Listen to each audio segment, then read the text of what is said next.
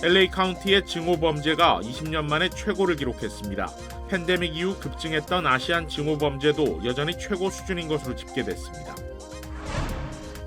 LA 한인타운 인근 메가더 공원 호수에서 시신이 발견돼 경찰이 조사에 나섰습니다. LA 시의회가 에어비앤비와 하숙 등 단기 체류 숙박업체들의 경찰 허가를 받도록 의무화하는 조례안을 통과시켰습니다. 펜실베이니아주를 비롯한 북동부 지역의 폭설로 도로 교통이 마비되고 일부 교육부들은 휴교령을 내렸습니다. 한국 시간으로 오늘 오전 4시 55분 경북 경주시 부근에서 규모 4.0의 지진이 일어났습니다.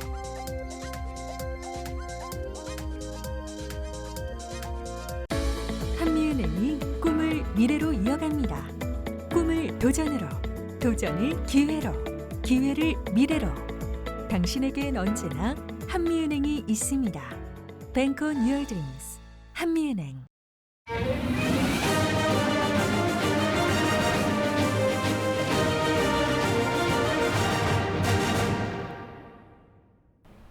시청자 여러분 안녕하십니까? KBS 아메리카 뉴스입니다.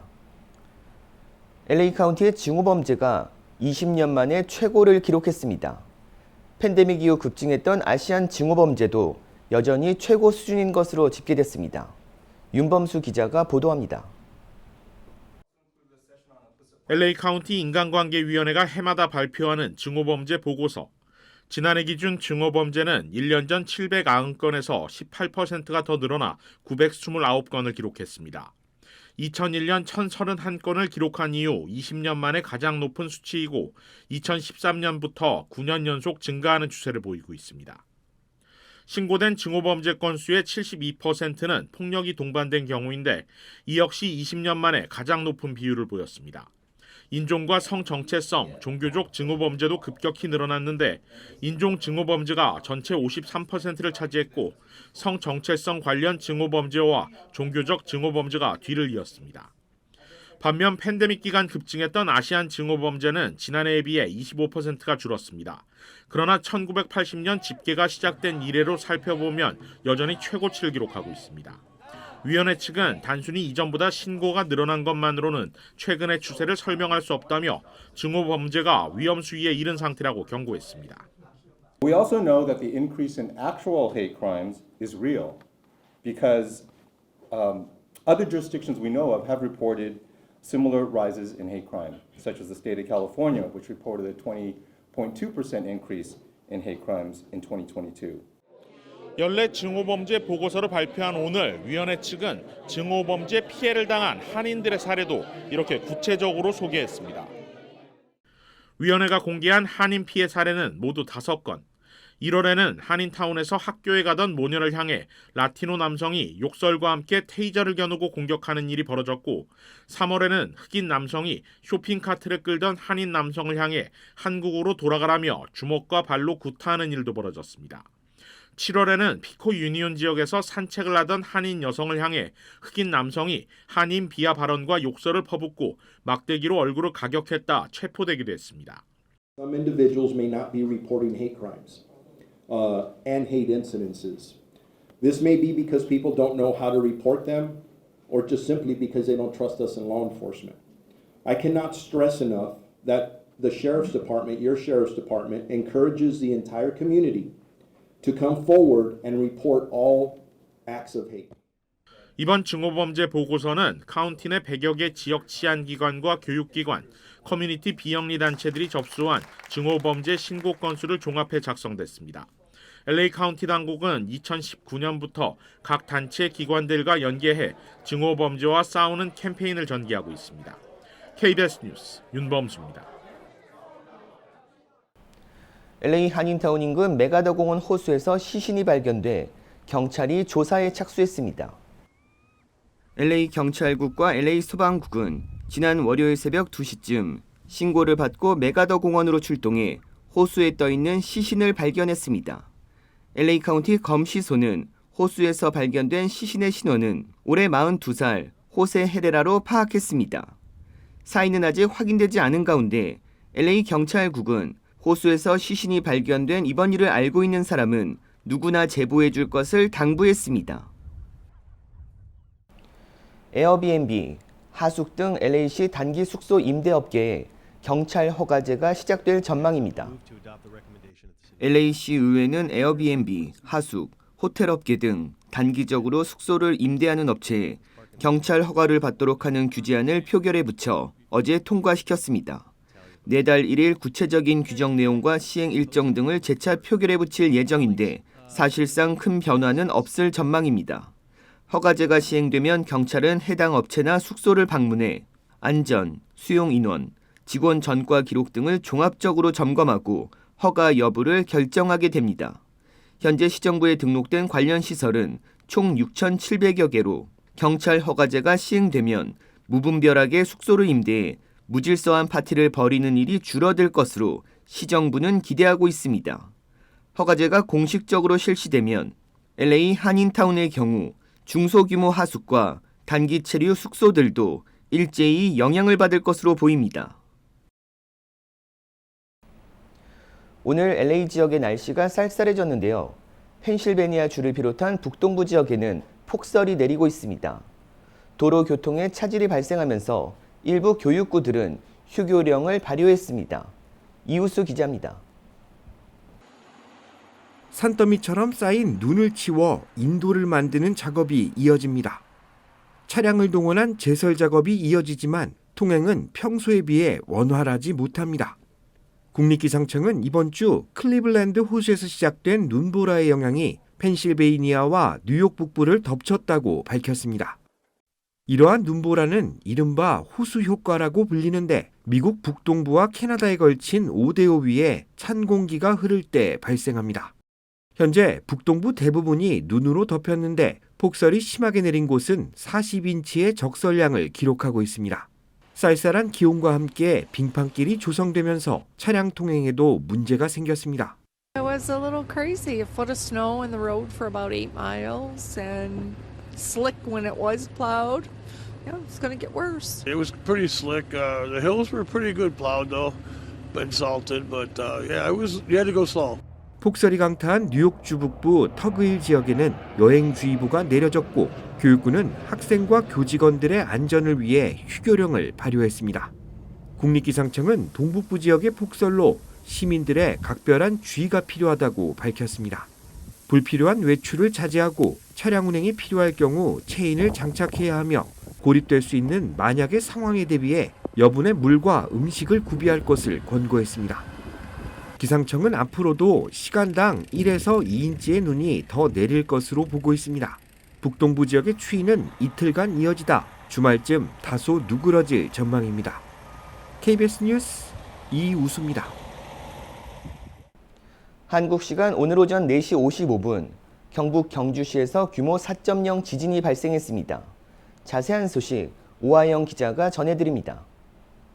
진앙은 경주시 동남동쪽 19km 지역이고 상세 주소는 경주시 문무대왕면 입천리, 진원 깊이는 12km로 분석됐습니다. 이번 지진으로 경북 지역에서는 건물과 창문 등이 크게 흔들렸고 거의 모든 주민이 진동을 느꼈습니다. 진앙에서 비교적 멀리 떨어진 부산, 경남, 울산 지역에서도 진동을 느꼈다는 주민들의 제보가 들어오고 있습니다. 소방당국에는 경북에서 40여 건, 울산 40여 건, 대구 10건 등 전국에서 지진을 느꼈다는 유감 신고가 100여 건 접수됐습니다. 다만 지진에 따른 피해는 아직 정확히 집계되지 않았습니다. 한수원은 이번 지진과 관련해 원전 가동에는 지장이 없이 모두 안전 운전 중이라고 밝혔습니다. 경주 월성 원전은 지진의 진앙지와 10km가량 떨어져 있습니다. 특히 재난 상황에서는 정확한 정보가 곧 생명입니다. TV나 라디오를 통해 재난관리 책임기관에서 발표하는 정보에 귀를 기울이고 침착하게 행동해야 합니다. 한편 이번 지진까지 올해 우리나라에서는 규모 2.0 이상의 지진이 99차례 발생했고 규모 3.0 이상의 지진은 14차례 일어났습니다. 이번 규모 4.0 지진은 올해 우리나라 지진 가운데 두 번째로 강했고 육상에서 발생한 지진으로는 가장 강했습니다. KBS 뉴스 오하영입니다. 오하이오주의 한 자동차 정비소에서 폭발 사고가 발생해 3명이 숨지고 1명이 부상당하는 일이 벌어졌습니다. 폭발은 어제 오후 힐스보로에 있는 진보 자동차 정비소에서 발생했습니다. 화재로 건물이 전소되면서 검은 연기가 치솟았습니다. 힐스보로는 신시내티에서 동쪽으로 약 50마일 떨어진 곳입니다. 소방국은 폭발로 3명이 숨지고 1명이 병원 치료를 받고 있으며 부상자의 오늘 몸 상태는 안정을 찾아가고 있다고 덧붙였습니다. 현재까지 폭발 원인을 조사 중인 가운데 피해자들의 이름과 신원 정보는 공개되지 않았습니다. 경찰의 총격으로 이모가 숨지는 모습을 목격한 11살 소년이 거액의 합의금을 받게 됐습니다.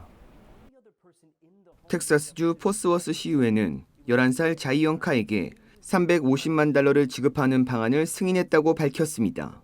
합의금 일부는 카의 생활비를 충당하는 데 쓰이고 대학 교육을 위한 저축 계획도 세워 활용될 예정입니다. 카의 부모는 모두 이미 세상을 떠났습니다. 카의 이모인 28살 흑인 여성 아타니아나 제퍼스는 지난 2019년 10월 집에서 카와 비디오 게임을 하다가 경찰이 창문 밖에서 쏜 총에 맞아 숨졌습니다. 경찰은 카의 이모인 제퍼슨의 집 현관이 열려 있다는 이웃의 신고를 받고 출동해 제퍼슨에게 손을 보여달라고 소리치며 총을 쐈습니다. 당시 제퍼슨과 카는 집에서 햄버거를 구운 후 연기를 빼려고 문을 열어둔 상태였습니다. 경찰은 뒷마당에 누군가 침입했다고 생각해 총을 꺼냈다고 증언했습니다. 총격을 가한 경찰관은 지난해 12월 과실치사 혐의로 징역 11년 10개월을 선고받았습니다. 북한이 가상화폐를 훔쳐 만든 자금으로 핵과 미사일을 개발하고 있다는 게 미국 측 분석으로 자금 세탁 업체를 제재 대상에 올렸습니다. 보도에 김기현 기자입니다. 미 재무부가 북한의 사이버 활동과 관련해 새로운 제재를 발표하면서 가상화폐 세탁을 도운 업체 신바드를 대상에 올렸습니다. 신바드는 가상화폐 유통 절차를 모호하게 만드는 이른바 믹서 기술을 보유한 업체로 거래 추적을 어렵게 만들어 북한 측 자금 세탁을 도왔다는 게 미 재무당국 설명입니다. 북한 해킹 조직 라자루스 그룹이 수백만 달러 규모의 가상화폐를 탈취한 후 신바드 측 기술을 활용해 현금화한 게 확인됐다는 겁니다. 제재에 따라 해당 업체는 인터넷 사이트 접근이 차단됐으며 미국 내 자산 동결과 함께 거래 중단 처분을 받았습니다. 이와 관련해 유엔 안보리 산하 대북제재위원회는 지난달 발간한 보고서에서 라자루스가 신바드를 활용해 모두 1억 달러, 우리 돈 1,300억 원에 가까운 규모의 비트코인을 세탁했다고 지적하기도 했습니다. 앞서 한미일 세 나라 정상들도 북한의 핵과 미사일 개발 자금으로 전용 가능한 가상화폐 탈취와 세탁에 대한 적극적인 대응을 다짐했습니다. We're going to continue to counter threats from the DPRK, including cryptocurrency money laundering to the tune of billions of dollars. 미 재무당국은 범죄 집단이 탈취한 가상자산의 세탁을 돕는 불법 활동을 막기 위해 모든 수단을 동원할 것이라고 밝혔습니다. 워싱턴에서 KBS 뉴스 김기현입니다. 뉴욕 최대 의료 네트워크 놀스웰 헬스 등의 데이터가 유출되면서 약 400만 명이 피해를 본 것으로 보입니다. KBTV 전상희 기자가 보도합니다. 레티샤 제임스 뉴욕주 검찰총장은 네바다 기반 의료 기록 회사인 PJNA의 데이터가 공격을 받아 이 회사에서 관리하던 놀스웰 헬스와 크라우스 헬스 고객의 개인정보가 유출됐다고 밝혔습니다. PJNA는 환자 기록 보관, 처방 전 제공 서비스와 놀스웰 헬스에는 놀쇼 대학병원 등 21개 병원이 포함되며 크라우즈 헬스는 시러큐스를 기반으로 뉴욕주 내 15개 카운티를 관할하는 의료 네트워크입니다. 피해자는 뉴욕시와 시라큐스에서만 400만 명이고 전국적으로 900만 명에 달합니다. 유출 정도는 개인에 따라 다르지만 이름과 소셜 시큐리티 넘버, 생년월일, 주소, 진료 번호, 병원 계좌번호, 진단일 등이 포함된 것으로 나타났습니다. PJNA와 놀스웰 헬스, 크라우즈 헬스는 유출 피해자 대부분에게 피해 사실을 개별적으로 통지했다고 밝혔습니다. 제임스 총장은 추가 피해를 막기 위한 조치들을 취할 것을 당부했습니다. 먼저 새로운 계좌가 개설되거나 대규모 구매가 이루어졌는지 크레딧을 확인할 것을 조언했습니다. 또 명의를 도용해 새로운 계좌를 개설하는 걸 막기 위해 크레딧 동결도 고려해 볼 수 있다고 전했습니다. 에퀴팩스, 엑스피리언, 트랜스유니온 등의 조사기관에서 신청할 수 있습니다. 이들 조사기관에 사기 경보 역시 신청할 수 있습니다. 아울러 의료 기록 사본을 요청해 오류가 있는지를 검토하고 이용하지 않은 서비스에 대한 청구가 있을 경우 이의 제기할 것을 권고했습니다. 사기가 의심되는 경우 보험사에 알려 관련 프로토콜을 따라야 합니다. 제임스 총장은 신원 도용은 개인정보를 이용한 금전적 피해가 발생할 수 있는 심각한 문제라며 피해를 본 뉴요커 모두가 위의 방법을 따를 것을 촉구한다고 말했습니다. KBTV 뉴스 전상입니다. 아시아나항공이 LA 노선 증평 계획과 최대 30% 할인 행사도 진행 중이라고 발표했습니다. 아시아나항공 미주 지역 본부는 내년 3월부터 LA 노선을 오가는 A380 기종 운항을 매일 2회로 확대한다고 밝혔습니다. 초대형 항공편 증편으로 기존 A350 항공기 대비 170개의 좌석이 늘어나는 것으로 이는 증가세를 보이는 항공 여행객 수요를 감당하기 위한 조치입니다. 아시아나항공은 항공편 증편을 기념해 다음 달 18일까지 항공권 할인 행사도 진행하고 있습니다. 아시아나항공 홈페이지와 각 여행사를 통해 판매되는 LA 노선 왕복 항공권은 최대 30%의 할인이 적용됩니다. 내년 3월 예비선거를 앞두고 LA 한인타운을 포함한 LA 10지구 시의원 선거 후보 초청 포럼이 열립니다. 아태계 권리연합이 주최하는 이번 포럼은 12월 3일 오후 3시부터 4시 30분까지 1시간 반 동안 LA 한인타운 인근 154 사우스 벌먼 애비뉴에서 개최됩니다. LA 10지구 시의원에 출마한 후보들 가운데 한인 그레이스 유를 포함해 에디 앤더슨 등 4명이 참석합니다. 이 자리에선 한인타운을 비롯한 10지구의 현안과 후보들의 공약 등 다양한 주제로 이야기를 나눌 예정입니다. 스티브 강 KYCC 대외협력 디렉터는 한인타운과 한인사회 관련 이슈들이 논의될 예정이어서 한인들의 적극적인 참여와 관심을 당부했습니다. 이번 포럼은 한국어 통역이 제공되며 간단한 음식도 마련됐습니다. 참여를 원하는 주민들은 웹사이트를 통해 신청하면 됩니다. 디즈니랜드가 캘리포니아 거주민을 대상으로 할인 입장권을 판매한다고 밝혔습니다. 디즈니랜드가 캘리포니아 주민들을 대상으로 할인 입장권을 판매합니다. 할인 행사는 다음 달 5일 시작되는데 하루 입장 기준 1인당 $75 수준입니다. 행사 기간 동안 구매한 입장권은 내년 1월 2일부터 6월 2일까지 사용 가능하며 최소 3일 방문이 가능한 입장권을 사야 할인 혜택이 적용됩니다. 주중 입장 가능한 3일 입장권은 $225, 주말 입장권은 $276입니다. 디즈니랜드 입장권은 온라인 홈페이지에서 구매할 수 있습니다. 한국의 전통 예술이 LA 다운타운 한복판에서 펼쳐집니다. LA 한국문화원은 내일 저녁 7시 LA 다운타운 지퍼홀에서 2023 송년 국악 한마당을 개최합니다. 이 행사는 미 주류사회에서 꾸준히 한국의 전통예술을 알리고 있는 남가주 한인 전통예술단들의 공연을 한자리에서 볼 수 있는 기회가 되고 있습니다. 한국의 타령과 부채춤, 진도 북춤, 신화위 등 다양한 전통음악과 무용이 무대에 오르고 검은고 산조, 태평무, 판소리, 경기 민요 등의 작품도 감상할 수 있습니다. 공연은 무료로 관람할 수 있지만 문화원 웹사이트에서 사전 예약을 해야 합니다. 뉴욕시는 노숙자 지원 정책으로 정신질환 노숙자 절반 이상이 보호시설에서 치료 또는 거주하고 있다고 밝혔습니다. KBTV 정지원 기자입니다. 뉴욕시 행정부가 정신질환자 노숙자를 대상으로 전문가들의 판단하에 강제 입원토록 하는 정책을 실행한 지 1년이 됐습니다.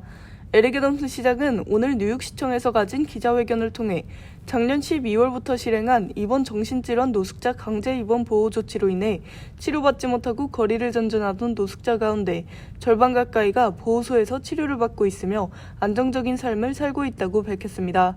당시 본인의 의사와 상관없이 전문가의 소견으로 노숙자를 강제 입원 조치시키는 것에 대해 찬반 의견이 분분했지만 뉴욕시 행정부는 인간의 기본적인 권리를 누리지 못하고 신발과 옷도 없이 길거리에 방치된 정신질환 노숙자는 본인뿐 아니라 타인을 위험에 빠뜨릴 수 있다며 이들을 방치하는 게 아니라 적극적으로 개입해 돕고 치료를 지원하는 취지라고 설명한 뒤 정책을 시행해 왔습니다.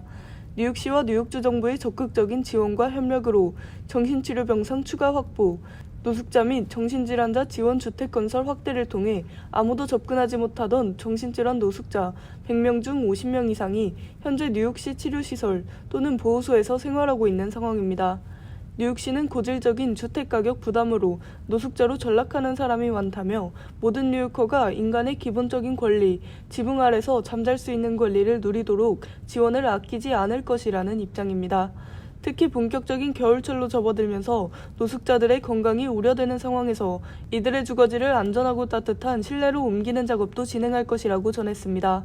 애덤스 시장은 방치되던 시민들, 소외된 시민들에게 적극적으로 치료와 도움을 줄 수 있었던 1년이었다며 이 같은 정책을 실행한 행정부가 자랑스럽고 이에 협력해준 모든 부처에 감사의 말을 전했습니다. KBTV 뉴스 정지원입니다.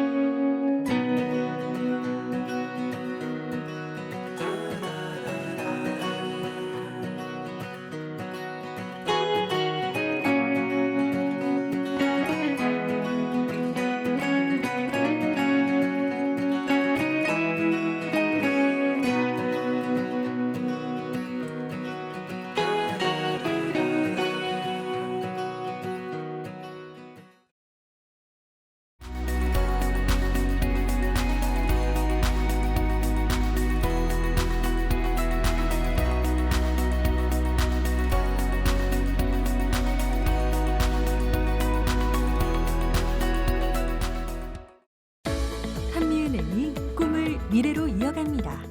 꿈을 도전으로, 도전을 기회로, 기회를 미래로. 당신에겐 언제나 한미은행이 있습니다. Bank on your dreams. 한미은행. KBS 아메리카 뉴스 마칩니다.